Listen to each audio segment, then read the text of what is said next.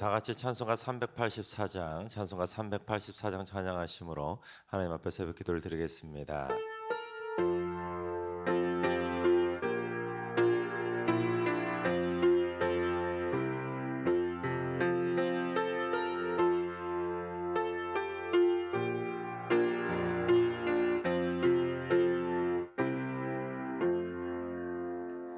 나의 갈 길 다가도록 예수 인도하시니 내 주 안에 있는 긍휼 어찌 의심하리요. 믿음으로 사는 자는 하늘 위로 받겠네. 무슨 일을 만나든지 만사형통하리라. 무슨 일을 만나든지 만사형통하리라. 나의 갈 길 다가도록 예수 인도하시니 어려운 일 당한 때도 족하는 해주시네. 나는 심히 고단하고 영혼 매우 가라나. 나의 앞에 반석에서 샘물 나게 하시네. 나의 앞에 반석에서 샘물 나게 하시네.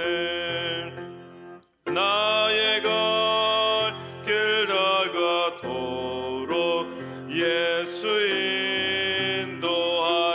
인도하시니 그의 사랑 어찌 큰지 말로 할 수 없도다. 성령 감화 받은 영혼 하늘 날아갈 때에 영영 부를 나의 찬송 예수 인도하셨네. 영영 부를 나의 찬송 예수 인도하셨네. 아멘. 시간 다 같이 한마음만 뜻 하나님 앞에 기도하며 나아가시겠습니다. 오늘은 기도할 때 주님, 양로원과 복지관, 요양시설 등에 계시는 어르신들을 위해서 기도합니다. 어르신들이 기력이 쇠하지 않게 하시고 평안한 단잠을 주무실 수 있도록 꿈속에서도 지켜주시옵소서. 특별히 가족의 돌봄과 사랑을 받지 못하는 외로운 독거노인들을 긍휼의 손길로 어루만져 주셔서 주님께서 날마다 친구가 되어 주시옵소서. 우리 어르신들을 위해서 기도해 주시기 바랍니다. 두 번째는 주님, 영아부, 유아부, 유치부, 미취학 자녀들을 위해서 기도합니다. 지혜와 키가 자라고 믿음이 성장하여 하나님과 사람들에게 사랑받는 믿음의 자녀가 되게 하여 주시옵소서. 마음판에 하나님의 말씀이 새겨지게 하시고 입술에 하나님을 향한 찬양과 기도가 가득하게 하여 주옵소서. 우리 미취학 자녀들을 위해서 기도해 주시기 바랍니다.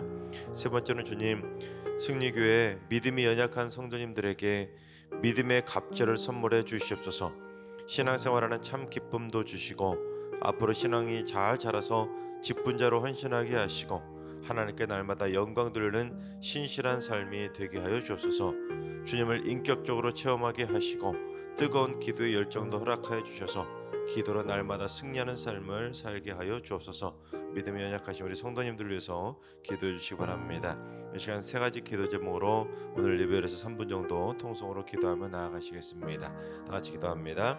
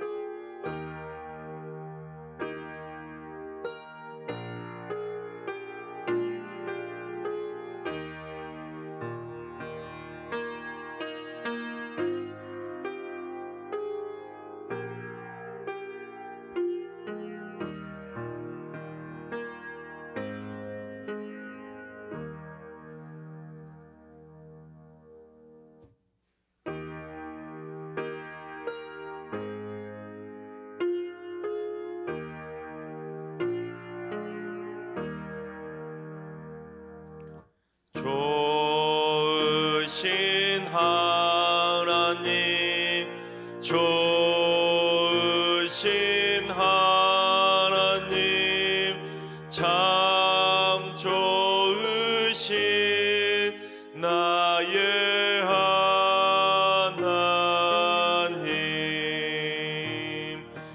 우리의 기도를 응답해 주시는 참 좋으신 나의 하나님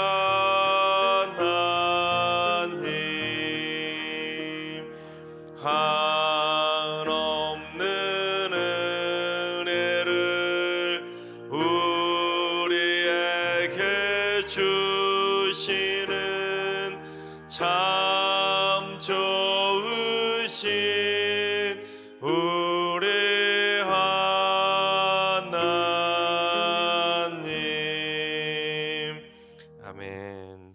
참 좋으신 하나님께서 오늘 이 새벽에 주시는 말씀은 사무엘하 21장의 말씀입니다. 다 같이 드라마 바이블로 봉독하겠습니다. 제21장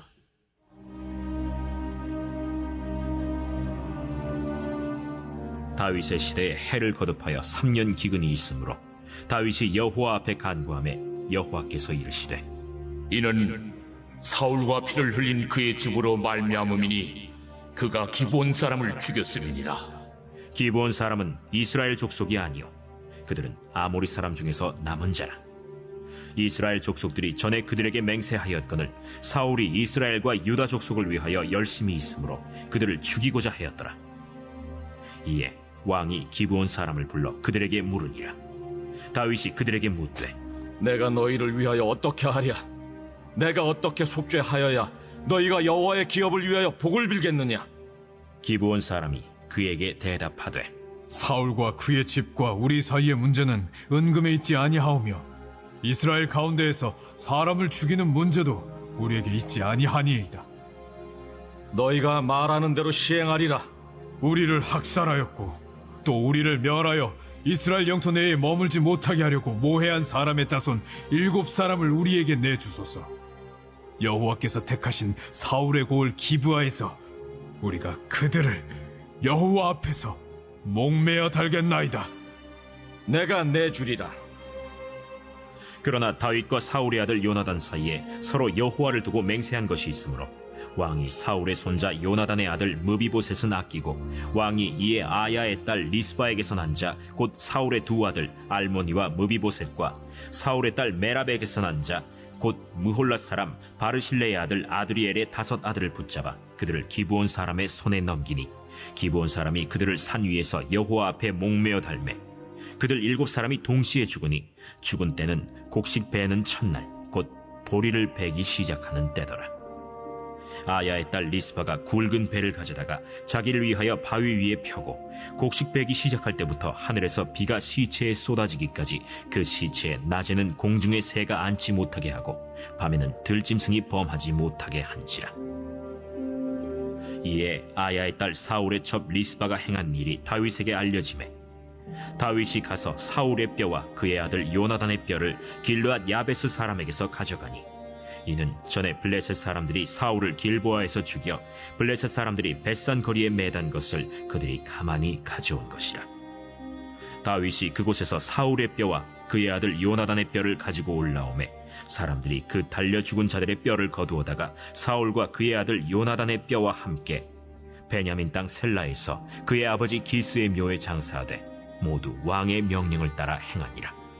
그 후에야 하나님이 그 땅을 위한 기도를 들으시니라. 블레셋 사람이 다시 이스라엘을 치거늘 다윗이 그의 부하들과 함께 내려가서 블레셋 사람과 싸우더니 다윗이 피곤하매 거인족의 아들 중에 무게가 300세겔 되는 노창을 들고 세 칼을 찬 이스비브노비 다윗을 죽이려 하므로 스루야의 아들 아비새가 다윗을 도와 그 블레셋 사람들을 쳐 죽이니 그때 다윗의 추종자들이 그에게 맹세하여 이르되 왕은 다시 우리와 함께 전장에 나가지 마옵소서. 이스라엘의 등불이 꺼지지 말게 하옵소서. 그 후에 다시 블레셋 사람과 곱에서 전쟁할 때에 후사 사람 시프게는 거인족의 아들 중에 삽을 쳐 죽였고 또다시 블레셋 사람과 곱에서 전쟁할 때 베들레헴 사람 야레오르김의 아들 엘하나는 가드 골리앗의 아우 라흐미를 죽였는데 그자의 창자로는 배틀채 같았더라. 또 가드에서 전쟁할 때 그곳에 키가 큰 자 하나는 손가락과 발가락이 각기 6개씩 모두 24개가 있는데 그도 거인족의 소생이라. 그가 이스라엘 사람을 능욕함으로 다윗의 형 삼마의 아들 요나단이 그를 죽임이라.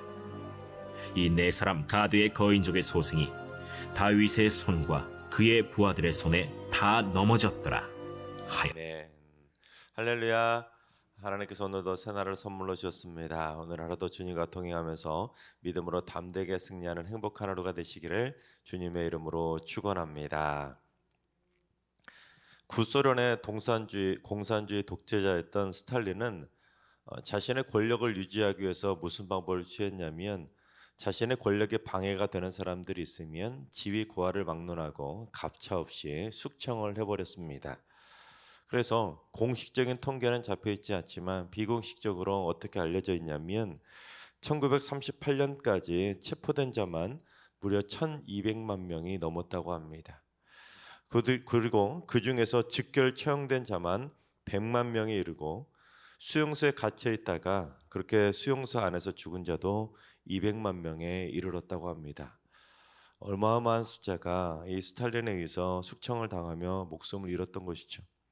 게다가 당시 소련이 우크라이나를 침공해가지고 우크라이나를 점령해서 지배하고 있었는데 우크라이나에 사상 초유의 기근이 발생을 했다고 합니다. 정말로 끔찍한 대기근이 발생했는데 스탈린은 이 우크라이나 국민들이 굶어 죽더라도 강제 노동에 동원하는 바람에 무려 약 700만 명이 굶어 죽었다고 합니다. 엄청난 숫자죠. 그래서 스탈린이 직간접적으로 학살한 사람이 무려 1000만 명에 달했다고 합니다. 히틀러보다 더 악랄하게 광기에 사로잡혔던 살인마 중에 살인마가 바로 스탈린이었다는 것이죠. 특히 우크라이나에 닥쳤던 그 심각한 대기근을 도와주지 않고 학살 수준으로 방치하는 바람에 수많은 사람이 굶어 죽었는데 급기야 어떤 일까지 벌어졌었냐면 얼마나 많은 사람이 굶어 죽었는지 가족의 시신까지 먹을 정도로 처참한 지경이 되었었다고 합니다. 그런데 그때 소련이 스탈린이 우크라이나를 도와주지 않았었기 때문에 그때 소련에 대한 그 국민들의 반감이 강하게 자리 잡고 있었기 때문에 지금도 다시 러시아가 우크라이나를 침공했을 때 우크라이나 국민들이 일치 단결해서 러시아의 침략을 지금까지 막아내고 있는 것입니다. 마치 일본이 우리나라를 악랄하게 식민 지배하고 있었던 것 때문에 우리나라 국민들이 일본에 대한 반감을 가지고 있는 것처럼 우리나라 국민들의 그 정서와 비슷한 정서가 바로 우크라이나 백성들의 그런 국민들의 정서인 것입니다.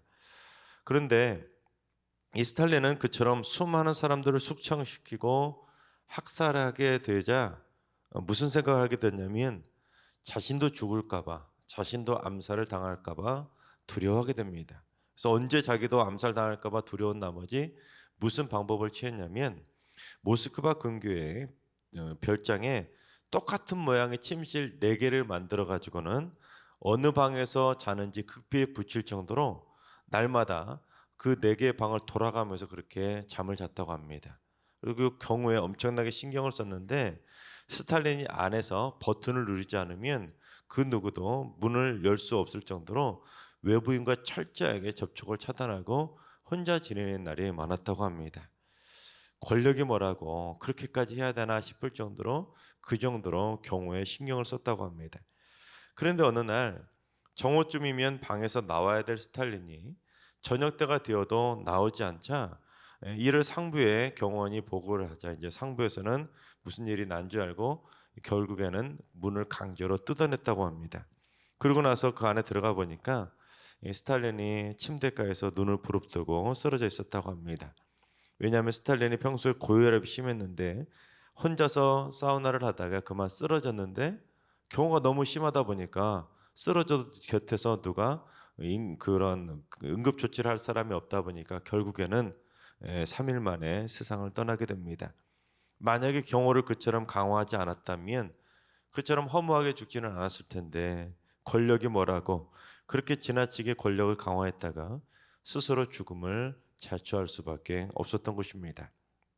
그처럼 시내바다 스탈린이나 히틀러처럼 사람들을 학살하는 잔인한 악인들은 시대가 갈수록 계속 등장하지만 하나님께서도 결코 그들을 가만 내버려 두지 않으시고 반드시 그들의 죄의 대가를 치르게 하신다는 것입니다.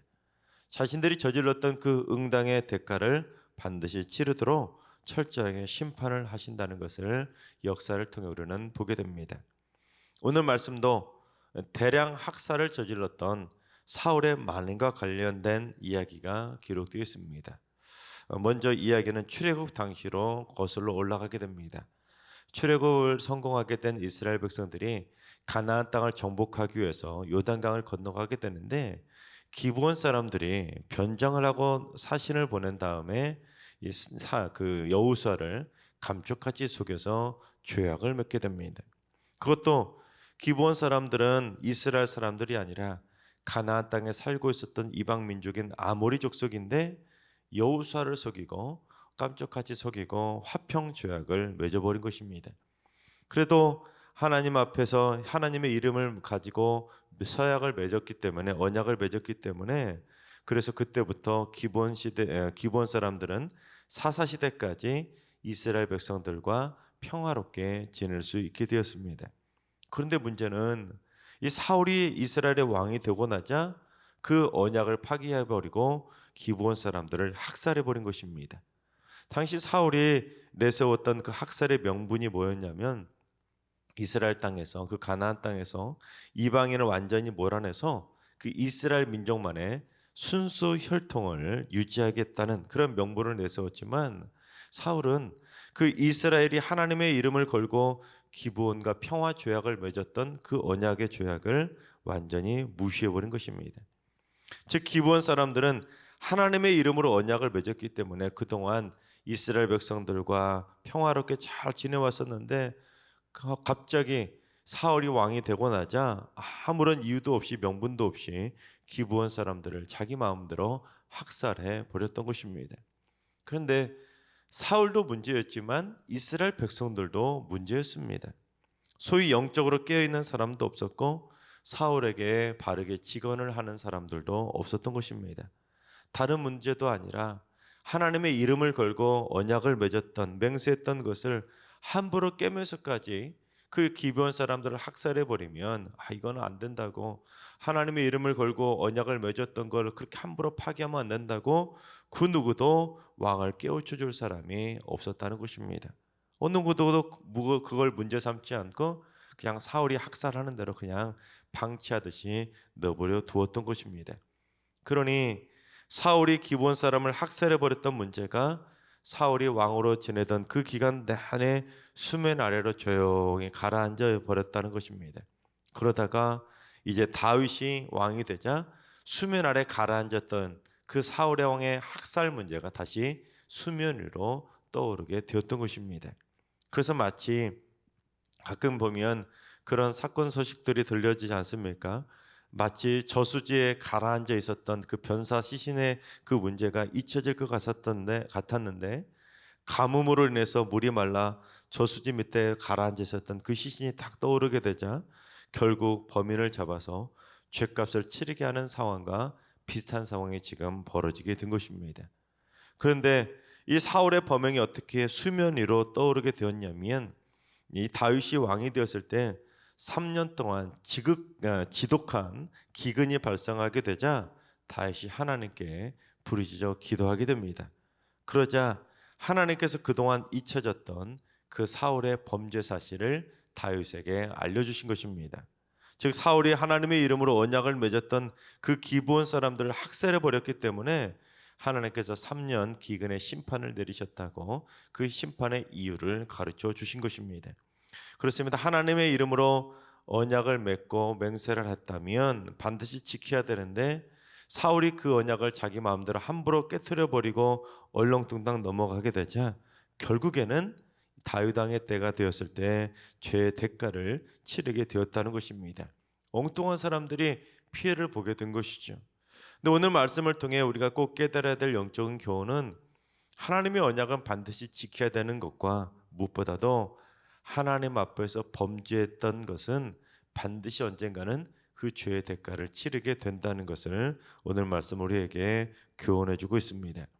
그것도 사울이 저질렀던 그 학살의 만행은 3년 기근으로만 끝난 것이 아니죠. 그는 사울이 피해를 본 것이 아니지 않습니까? 그런데 사울이 저질렀던 그 학살의 만행은 결국에는 사울에 남아있던 자손 7자녀를 산 위에서 목매달아 죽여버리는 그 끔찍한 피 흘림의 심판으로 되돌아오게 되었다는 것입니다. 그러니까 남의 피를 흘리는 그 학살의 만행은 자기에게도 피 흘림의 심판으로 되돌아오게 된다는 것입니다. 비관한 예로 결국에는 이 똑같은 피 흘림의 심판을 받는 것 말고도 우리는 다른 사람들의 눈에서 피눈물을 나게 만드는 사람들을 보지 않습니까? 다른 사람들의 마음을 아프게 하고 다른 사람들의 재산을 뺏어가고 다른 사람들을 해코지하고 그처럼 다른 사람들의 눈에서 피눈물을 나게 하는 사람들도 결국에는 자신에게도 피눈물 나는 심판으로 되돌아오게 된다는 것을 교훈해주고 있다는 것입니다. 지금 러시아의 푸틴 대통령이 우크라이나를 침공해서 무제한 지금 우크라이나 백성들을 학살하고 있는데 심지어 자국 국민인 러시아 청년들까지도 그 전쟁터에 사지로 내몰아서 수많은 젊은이들이 피를 흘리고 있는데 또한 미얀마 군부 정권이 작년에 쿠데타를 일으켜서 벌써 1년 반 동안 민주화 운동을 벌여낸 백성들을 학살하고 있는데 그리고 무엇보다도 바로 가까운 북한의 김정은 권선 정권도 도대체 몇 명이 학살당하고 있는지 통계조차 잡을 수 없을 정도로 해마다 수많은 백성들을 학살하고 있는데 하나님께서는 반드시 그러한 학살의 주범들을 그냥 내버려 두시지 않고 분명히 심판하실 줄로 믿습니다. 학살을 자행했던 그들의 죄악은 스탈린처럼 반드시 죽음의 대가를 치를 것이고 언젠가는 또한 반드시 그 땅에도 하나님께서 평화의 단비 샬롬의 단비를 이루셔서 그 땅을 평화의 땅으로 분명히 회복시켜 주실 줄로 믿습니다. 하나님께서 사랑하신 여러분, 우리 모두 기도의 지경을 넓혀서 열방을 위해서도 꼭 기도할 수 있기를 바랍니다. 우리나라가 일본에 의해서 그렇게 학살을 당하고 그렇게 36년간 그렇게 학살의 만행을 당했었을 때 주의 종들의 기도를 통해서 주의 백성들의 기도를 통해서 하나님을 믿는 하나님의 성도들의 기도를 통해서 이 땅이 회복되었던 것처럼 우리도 이 시간 내 문제만 놓고 기도할 것이 아니라 새벽마다 생각날 때마다 기도 제목에 열방을 향한 기도를 꼭 넣어서 기도할 수 있기를 바랍니다. 그래서 우리의 기도를 통해서 세계 열방에서 자행되는 학살의 만행들이 속히 멈추고 학살을 저지른 자들이 하나님의 심판을 받고 또한 핍박을 당하던 백성들이 하나님의 인도하심으로 회복되는 날이 속히 찾아올 수 있도록 우리 모두 다 그 땅을 위해서 기도해야 될 줄로 믿습니다. 그래서 우리들의 기도를 통해서 온 열방이 평화로운 샬롬의 나라들로 회복되고 이 땅의 모든 나라들이 하나님의 은혜를 체험하는 축복의 땅으로 변화되어 가게 되기를 주님의 이름으로 축원합니다. 기도하겠습니다. 죄악을 싫어하시고 생명을 사랑하시는 하나님, 하나님께서는 무고한 생명의 피를 흘리는 학살의 만행을 싫어하심에 학살의 만행을 저질렀던 자들에게 피의 대가를 치르게 하시는 심판의 하나님이심을 보게 됩니다. 근데 지금 러시아 푸틴 대통령과 북한의 김정은 공산 정권은 물론 미얀마의 군부 정권도 수많은 사람들을 학살하는 만행을 저지르고 있습니다. 주여, 어느 때까지 그냥 그들을 내버려 두시려나이까? 고통스러운 백성들의 피피절규를 외면치 말아주시고 학살을 저지른 자들을 속히 심판해 주시고 그 땅을 하나님의 사랑의 손길로 회복시켜 주시옵소서. 이제는 우리 주 예수 그리스도의 은혜와 하나님 아버지의 만극하신 사랑하심과 성령님의 충만하신 역사하심과 교통하심이 전 세계 학살 범죄가 속히 종식되고 온 열방 가운데 학살의 만행이 다 멈추고 평화의 땅으로 변화되기를 사모하는 머릿속 모든 성도들과 가정과 일터와 승리교와 이 나라 민족 위에 이제로부터 영원까지 항상 함께 하시기를 간절히 축원하옵나이다. 아멘. 이제 주신 말씀과 개인 기도점을 가지고 충분히 기도하며 나아가시겠습니다. 오늘 기도하시는 주님, 승리교회 성도들에게 열방을 향한 기도의 지경이 넓어지게 하여 주시옵소서. 나와 상관없다고 무시하거나 외면하지 않게 하시고 열방을 가슴에 품고 기도의 지경을 키우게 하시고 나라 민족은 물론 날마다 열방을 위해서도 기도하는 성숙한 기도의 삶을 살게 하여 주옵소서. 주님, 하나들과 연로하신 어르신들과 사랑하는 전수들 모두 오늘 하루도 하나님의 은혜의 생명사계로 굳건하게 보호하여 주시옵소서. 새벽제단 쌓는 분들이 좀 더 구체적으로 열방을 위해, 선교지를 위해, 선교사를 위해 기도의 제단을 쌓게 하여 주셔서 열방을 향한 평화의 밑거름이 되게 하여 주시옵소서.